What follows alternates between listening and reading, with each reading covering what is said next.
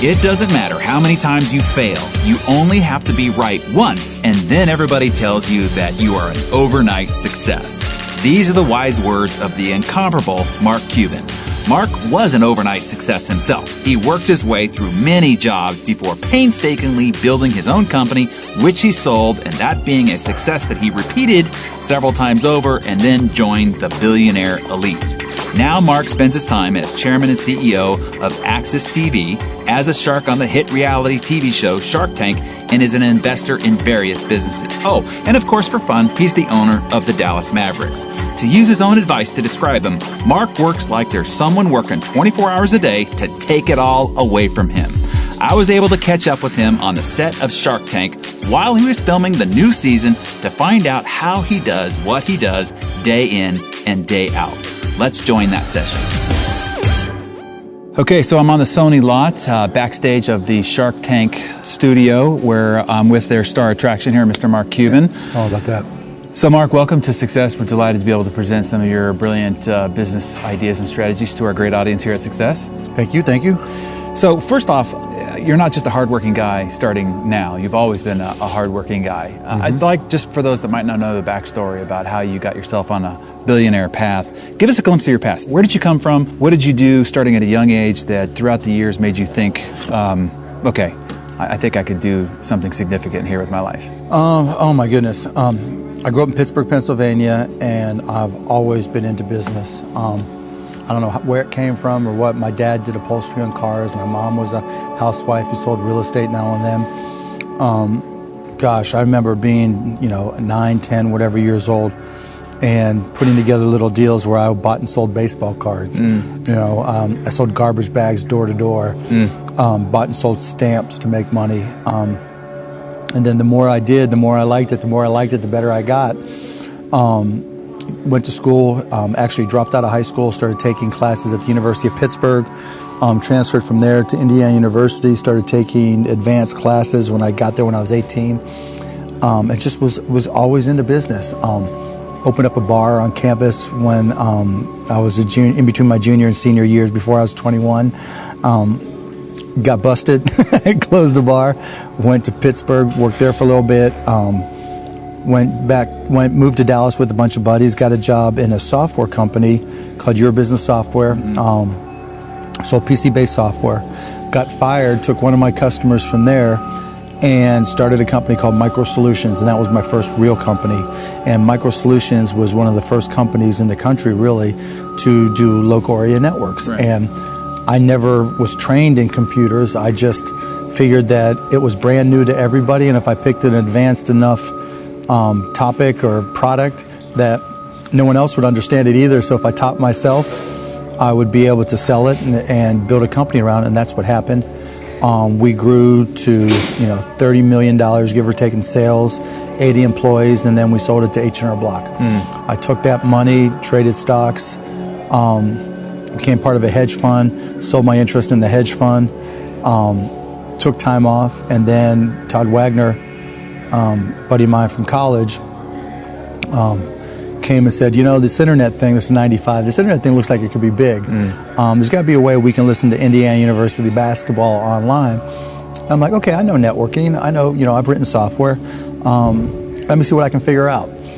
And so we started a company called AudioNet out of the second bedroom of my house. And it really was one of the very first, if not the first, streaming companies in the country. And we went out and locked up rights to everything we could imagine, from bowling tournaments to basketball to football to hockey, you name it.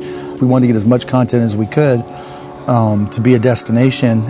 Kept growing, added video, changed the name to broadcast.com, and went public on July 18th, 1998. And it was the biggest IPO in the history of the stock market. Yeah. That's when it dawned on me that I could be a billionaire. Yeah. And I'll never forget, because we priced at 18 and then went as high as 72 and closed at 62, I think. And based off the number of shares, I think I was worth $1/3 of $1 billion or whatever it was. So if the stock price tripled, I was going to be a billionaire. Yeah. And so that's when it first crossed my mind. And and it happened. You know, when we sold to Yahoo, we got 5.7 billion. Yeah, now we came in stock, and so there were a lot of people that were part of the deal that just kept their stock, thinking it was going to go higher, and for a while it did. I wasn't going to be greedy. I wanted to keep that B next to my name, and so I hedged my stock, and the rest is history. So this is a continuum of a lot of different endeavors, and some didn't work and a couple worked. Was there a defining moment when you thought, I really can do something big? Because I'm trying to figure out, what's that trigger point? Was there a defining? No, it was never a trigger point. People ask me, well, what was the aha moment? What was the trigger point? It was always just a continuous path. But where did you get the confidence to have 80 employees, then 300 and some odd employees? I just didn't know any better. It was just, I just didn't know any better. It was just being young and figuring, why couldn't I, just telling myself, why couldn't I do it? Now, was I nervous? Was I afraid? Lots of times. I mean, I remember, because I told you my bar had closed. I remember thinking to myself, okay, Micro Solutions was the name of the company. We're in business 1 month. We're profitable. 2 months, we're profitable. 3 months. And just counting the months and just being grateful that, we're still going. And I just kept on going and going. And I lived like a student. I was living 6 guys in a 3-bedroom apartment. I didn't have a lot of expenses. And so it was like, okay, what's my downside? So there wasn't like, okay, I got this. And where do you think that chutzpah came from, though? Was it mom, dad? Was there an influential person that encouraged you, or that you saw as a model? That's like, oh, if he can do it, I can do it. Not really. My parents always encouraged me, and they always tried to help, but I just didn't know any better. And I always could sell. I guess I always felt like, from the time I was a kid, I always felt confident that I could create value. And if I could convey the value of what we were doing, we were going to be successful. The value of connecting PCs together, the value of customizing software in a complex solution, the value of a global network, the value of multimedia over the internet. And so I always felt confident that as long as I can convey the value and create a positive situation for customers or consumers, that I would do okay. And worst case, I'd fall on my ass and try again and see what happened, knowing I could get a job as a bartender or get back into sales, work for somebody else in sales. I mean, what was the worst thing? I mean, I'm sleeping on the floor. How bad could it be? Yeah. So sales, the ability to find and then communicate value. I'm trying to figure out, what's the theme in your life that you think you could pinpoint, okay, when I talked to and interviewed Tony Hsieh, he says, everybody's got a superpower. It's something that they do uniquely that separates them from everybody else. If I have to point to something, I'm voracious when it comes to learning. I've always, because I've been in technology, my attitude has always been, when a new technology is always going to be introduced. And when it's introduced, there's the people who invented it and everybody else. And if I could learn it faster than everybody else, then I would have an edge. And then part 2 to that is, I think, my real superpower, if you will, is I can look at a situation like here at Shark Tank, and while everybody else is still processing, I know what's going on. And so I can put myself in, the shoes of Success magazine and say, okay, here's how this applies to you in a beat, right? I can watch a deal on Shark Tank and say, okay, here's what's going on in a beat. And I think that allowed me, when I walked into a customer situation, I could say, no matter what type of business it is, I could say, okay, I understand, ask a few questions, get a feel for their business, and know instantaneously how my product or service could make them more profitable and more competitive. And I remember writing for Micro Solutions, that first company, that was the whole presentation. Our goal is to use personal computer technology to make your company more competitive and more profitable. That's all we focus on doing. And that's what I was good at. So what do you do today to continue to challenge yourself? I mean, it's an obvious question, but I want everybody else to hear it. I really learn. I learn. I never stop learning, because, you've got, your bank accounts are a reflection of what happened before. They're not a reflection of what's happening now. Right. And so I'm so competitive, I want to be able to say, okay, that 18-year-old kid, he or she thinks he got it going on and got their stuff together. Well, watch this. I'll compete with you. You're not going to have more energy than me. You're not going to know more about this. You think, somebody my age isn't going to understand, well, watch this, right? Because I'll put in the time and, put myself in those circumstances and put myself in their shoes and figure it out. I love that. Your bank account's a reflection of what's happened in the past, not what's happening right now. That's beautiful. So, obviously I'm a firm believer in asking questions. I do it for a living. Right. Tell us what questions entrepreneurs need to be asking. I mean, you're on the set of Shark Tank. What questions do you see most often that entrepreneurs haven't asked themselves enough? I think entrepreneurs have a challenge in being self-aware. They don't ask themselves, how would Mark Cuban kick his ass or her ass, right? That's what I try to ask myself. If, Darren came along and started a company, what could he possibly do to put me out of business or hurt my business or put me in a bad spot? And, that's part one. Part two is I try not to lie to myself. We try to think, oh, ours is better at this, ours is faster than this. Anything, anytime I'm describing or asking an entrepreneur to describe their product, service, or company, I get nervous when someone says an adjective wherever that ends in or est, because whoever your competition is that you think you're faster, better, cheaper than, they're not thinking, oh, Mark's company wins. Right. They're thinking they have some advantage. And so you have to be very self-aware. But I think another thing they do is they think that raising money is an accomplishment. That's not an accomplishment, that's an obligation. Yeah, that goes into the liability side of things as much as anything, because now you've got an obligation to somebody else, and as opposed to just doing what you need to do for your company, and sometimes they're at odds. I think they lose track of selling, that you've always got to be selling. Oh, I'm the CEO, I don't have to sell. Huge. You're a chief sales officer. Yeah. You always, CEOs always have to be selling. But I'd say self-awareness is the biggest challenge. As it applies to younger entrepreneurs, I think kids now in school, coming out of school, we've got incubator and business plan competition inflation. Oh, I was third in this business plan, right?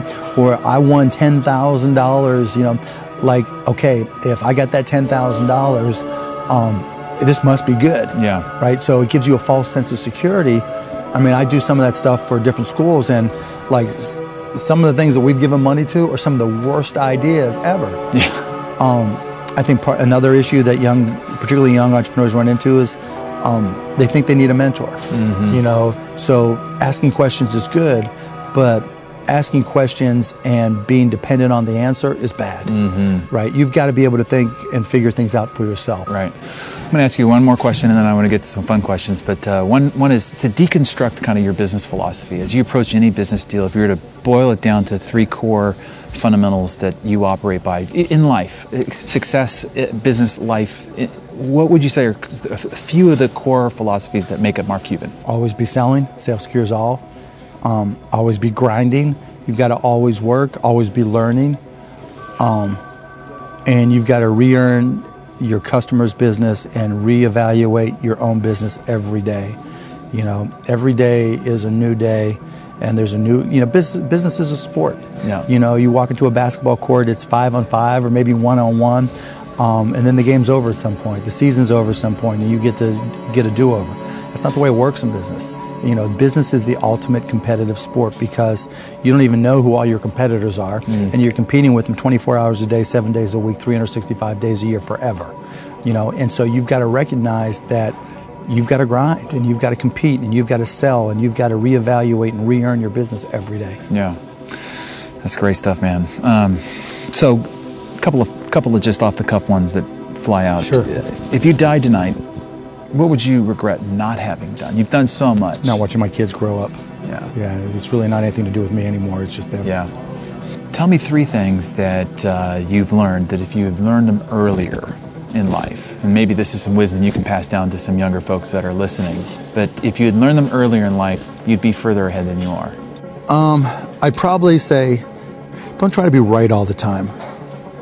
I think I've lost business opportunities trying to being right. I could have invested in Uber, and I didn't, because I told them, I said, look, you guys are going to be fighting the taxi cab commissions everywhere, and that's going to be a hell of a battle. I want to invest, but not at your valuation. And then Chris and others came in and said, I don't care, whatever, it's a great idea. And so I kind of limited my vision by being afraid to be wrong. Right? I wanted to be right. And I think that's probably limited me more than anything. That's great. Anything else? Because that was brilliant. If there's any more in that tank, I'd love to have it. Yeah. I don't know. What else? Or maybe I probably would have stretched myself at school more. I probably would have taken classes that would have given me more knowledge about biology and math, simply because so much of life now is technically driven and digitally driven. When I was in school, we weren't oriented towards that, and so I'd probably be, I take classes that I thought, oh, you know how you're in school and you think, oh, algebra 3 or whatever, that's not going to help me, I probably should have taken some of those classes, because now, I have to read up on those things and try to catch up on them, and it would have given me a better foundation. Is there anybody out there that inspires you? I like Warren Buffett. I like Warren, man, because he's at his age, he's still having fun. I've had lunch with him. He's a good dude, man. We're a lot alike in a lot of respects. He's so competitive, and he's sharp, and he's still always learning, and he's 85 years old. Yeah. So I he's look an at amazing character. Yeah. What have you not accomplished yet that you want to? Just family stuff, my oldest daughter's 11, then Alyssa's 8, and Jake is 5, and trying to be a good. I'm competitive in everything, and I want to be a good parent. And so seeing them grow up and accomplish things, and that's my greatest hope and greatest fear. So that's a great statement to end with the last question, which is, before we let you get back to being Mark Cuban, you've got kids that you mentioned. We want to know what you would tell them to encourage them to strive for their dreams. I'm sure you're having that conversation with them. Absolutely. What advice have you reserved for them, let's say, to encourage and motivate them, but also point them in the right direction? I tell, especially my oldest, my 11-year-old, I say, I want you to learn. I want you to learn about the world. I want you to learn about life, so you're prepared to make your own decisions. I want you to treat people with respect, because to this day I wouldn't ask somebody to do a job that I wouldn't do myself. It's okay to be the person that picks up a piece of paper off the road just because it's the right thing to do. It's a nice thing.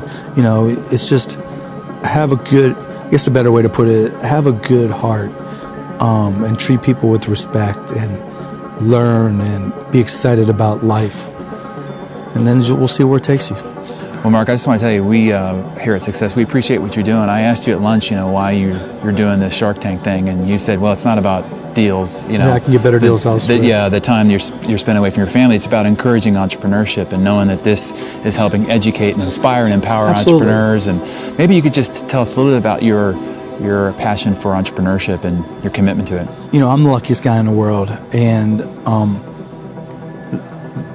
if I can encourage people to go out there and dream and create goals and use entrepreneurship to achieve those goals, it's a beautiful thing. And of all the ways that I've tried to help people, whether it's teaching, mentoring, or whatever, Shark Tank's been the best. Yeah. It's the only way you can reach tens of millions of people and send the message that the American dream is alive and well, that, look, if you watch with your kids or your kids watch by themselves, they can learn about business and see how